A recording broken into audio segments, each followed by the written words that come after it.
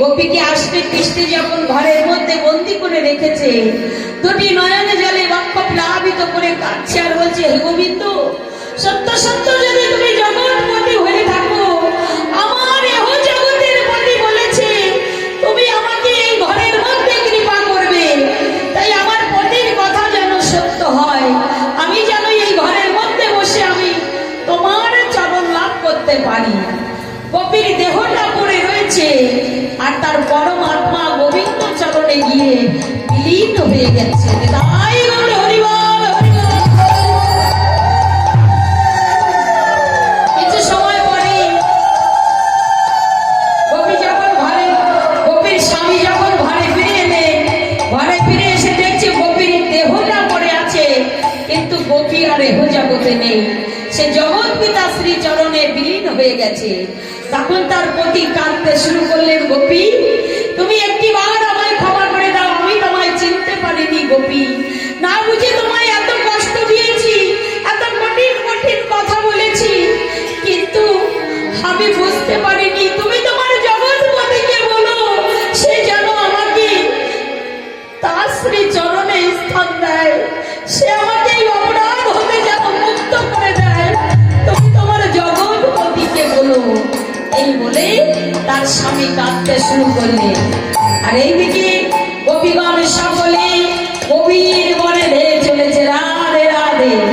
ও বাবা, আর এদিকে রাঙা কালো ভ্রমর রাঙা ফুলের মধু খাচ্ছে, মধু পান করছে আর বলছে, মধু ফুলের মধু যেন ঝরে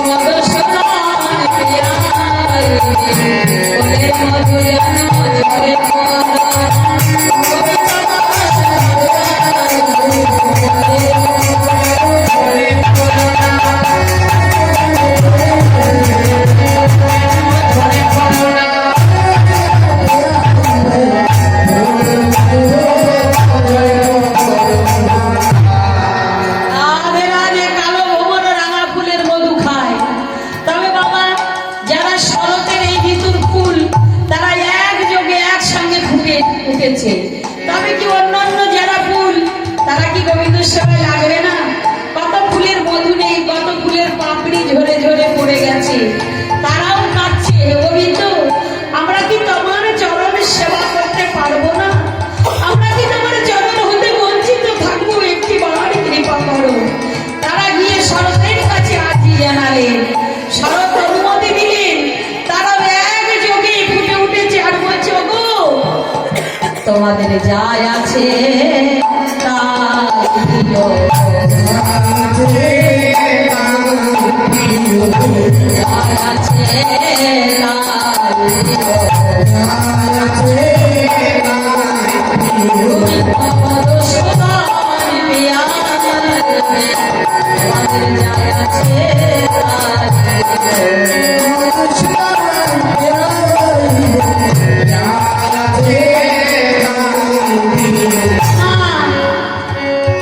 গোবিন্দ আমার মুরলী ধ্বনি করতে করতে গভীর বনে ছুটে গেলেন।